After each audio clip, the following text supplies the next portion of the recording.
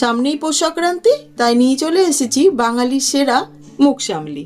প্রথমে একটা কড়াইয়ের মধ্যে 1 কাপ সোনা মুগ ডাল নিয়ে এটাকে হালকা করে রোস্ট করে নিচ্ছি। হালকা লাল রং হয়ে আসবে, তবে একদম কটকটে হবে না, খুব সুন্দর গন্ধ বেরোবে। এই সময় একটা বাটিতে ঢেলে খুব ভালো করে ধুয়ে নিচ্ছি। ডালটা ধুয়ে জল শুদ্ধ নিয়ে নিয়েছি, আমি প্রেসার কুকারে দিয়ে দিলাম। আমি দিয়ে দিলাম একটা আলু মাঝারি সাইজের আর একটা রাঙা আলু, এটাও মাঝারি সাইজের। আমি এরকম অর্ধেক অর্ধেক করে কেটে দিয়ে দিলাম। দিয়ে দিচ্ছি লবণ, অল্প একটু হলুদ, দিয়ে দিচ্ছি অল্প একটু আদা, আমি থেতো করে রেখেছি সেটা। এবার ঢাকাটা লাগিয়ে দিয়ে 3টে সিটি আসা পর্যন্ত অপেক্ষা করছি। হয়ে গেছে, ঢাকাটা খুলে নিয়েছি, দেখুন কত সুন্দর সেদ্ধ হয়ে গেছে। নারকলের যে জয়েন্ট রয়েছে, এই যে 3টে, এই জায়গাগুলোতে না হিট করতে হয়, তাহলে গিয়ে নারকল ফেটে যাবে খুব সহজে। আমি নারকলটা একটা প্যানের মধ্যেই কুড়িয়ে নিচ্ছি। এবার এর মধ্যে দিয়ে দিচ্ছি খেজুরের গুড়, দিয়ে খুব ভালো করে মেখে নিচ্ছি। দিয়ে এবার এটাকে পাক দিয়ে নেব। এটা আমি পাক দেব, তবে নাড়ু করার মতন পাক আসবে না, এটা কিন্তু নরম নরম থাকবে।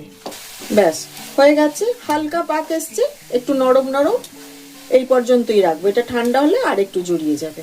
এবার একটা থালার মধ্যে প্রয়োজন মতন চালের গুঁড়ো নিয়ে নিচ্ছি, তার সাথে নিয়ে নিচ্ছি সেদ্ধ করে রাখা মুগ ডালটা, তবে প্রয়োজন মতন নেব। নিয়ে নিচ্ছি খেজুরের গুড় আর নিয়ে নিচ্ছি ভাজা তিল, দিয়ে খুব ভালো করে হাত দিয়ে মাখছি। এখানে জলের প্রয়োজন হলে গরম জল নিতে হবে, কিন্তু হাত ডুবি ডুবি মাখতে হবে। আমার হয়ে গেছে, ডোটাকে রেস্ট করতে রাখছি কিছুক্ষণের জন্য।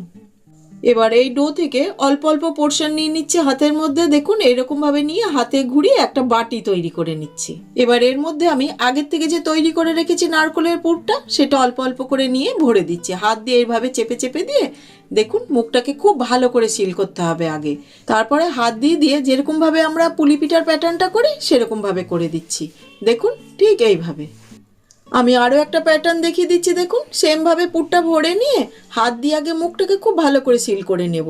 তারপরে দেখুন এই যে এরকম, এটা তো দেখে বুঝে নিতে হবে, এইভাবে আমি করে নিয়েছি। আরও একটা দেখাচ্ছি, যারা একদমই কিচ্ছু পারবেন না তারা এইভাবে করে নিতে পারবেন। সিল করে হাত দিয়ে এইভাবে করে দিয়ে হাতে তেলের মধ্যে নিয়ে একটু গড়িয়ে নিলেই রেডি। যেটা মনে হবে সুবিধা সেটা বানিয়ে নেবেন।